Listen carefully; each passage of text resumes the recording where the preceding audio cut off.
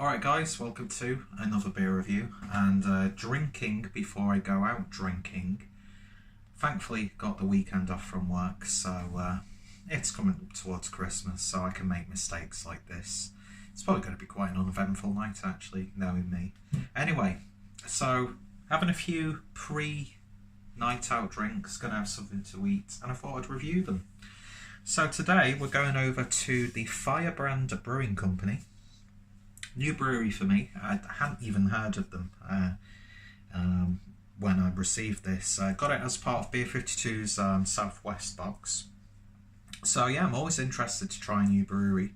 And this is the New England IPA, Cloudy Juicy IPA, Citra, Mosaic, Equinox. And yeah, 5.5% ABV. These guys are out of Cornwall. And yeah, Firebrand Brewing, brew with pale malted oats, hopped with Citra, Mosaic and Equinox. There's all the usual stuff. Information will be down below. Sign up to our monthly prize draw. New beers and happenings at the brewery at firebrandbrewing.co.uk. Again, links down below. Best before is January 2019, 330ml can. As I said, picked this up as part of the box from Beer 52 recently. So, of course, if anyone's interested, I'll put my Beer 52 playlist as well as my referral link down below.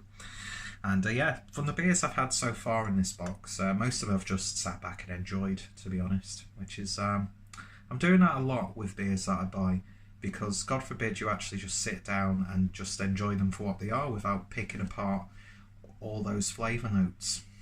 But yeah, so first time I've had a beer from these guys, so I'm interested to see how they do the hazy New England IPA. And yeah, it's certainly hazy. It's a little bit darker than most, so it's not a bright, sort of like turbid.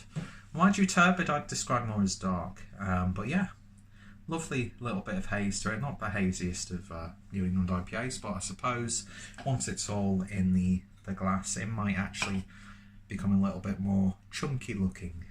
But yeah, looks really nice amberish colour to it, a little bit of orange hue, and the beer poured with about 2 fingers worth of a slightly off-white head, so it's certainly looking like the style. Anyway, let's see if we can get a nose through that head. You can tell that it's New England IPA, but I think that head and it being so concentrated towards the top of the glass, it's stopping me from getting all of what that beer can offer on the nose. But what is there? It's what you expect. It's citrus flavours, a little bit of tropical mango vibe about it, almost like a passion fruit papaya edge, a little bit of a sweet berry character also. But yeah, it's smelling really, really nice, and the more that head dies down, the more of that aroma you seem to be getting. So off to a really good start, and let's give it a taste. Cheers, guys.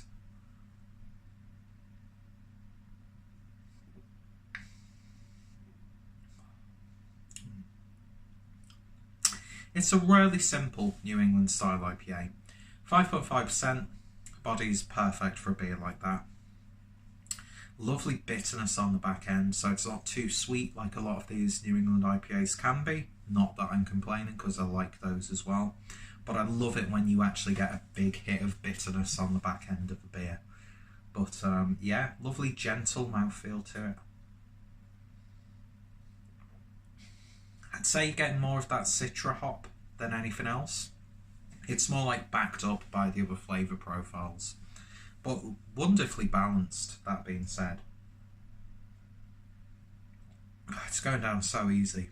I've got a feeling I'm going to be a little bit too merry even before I get to the fucking Christmas party. And you know, I'm the quiet one in work, so people might see my true colours, because I've never seen myself as like a rebel or anything like that, or like one of those people, but weird stuff happens to me when I'm very, very drunk. And I become actually quite an emotional drunk, unless you saw the Manchester Pisser video where I became a fucking animal for no reason whatsoever, and I hate that I get like that sometimes. But yeah, I'd imagine my insecurities will shine through. Or I might be on the other opposite end of the spectrum. Anyway, so with the rest of the beer in the glass, and it's been shaken up a little bit, it's gone a little bit more dulled, a little bit more turbid, I would say, but still looking good. Body has a bit more balance to it. That bitterness has backed off a little because you're getting a bit more of that breadiness coming through from the body.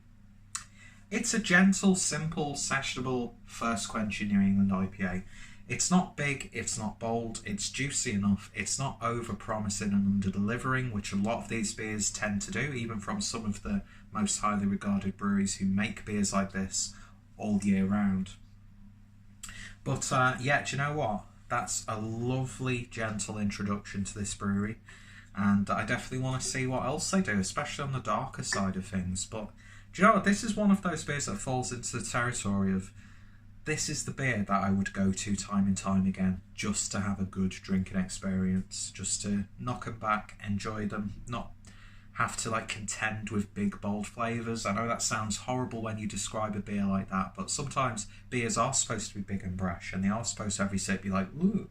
But this is just, enjoy it and just sip it, take your time, but at the same time you're probably going to drink it a little bit too fast. So in terms of a rating then, I'm going to give Firebrand Brewing Company's New England IPA a 8 out of 10. I would happily have that beer again. And I think we've come so far with these sorts of beers. It's hard, even for like the most established brews like Cloudwater, Verdant, Daya, Wylam, you know the breweries, Whiplash. I could just, make myself sound like I'm more knowledgeable than I am by just naming off breweries, but the big boys, sometimes there are misfires, and sometimes there's so much going on at that time in the beer landscape that it's hard to contend with, even if it's one of the most hyped up beers. So I think this is an absolutely outstanding job. And the bitterness is what tilts it in my favour, because I like to be reminded that I'm actually drinking the beer. And that delivers wonderfully.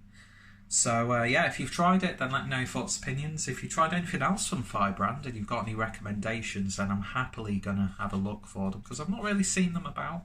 As I said, this is the first time I've heard of them, not that that means anything.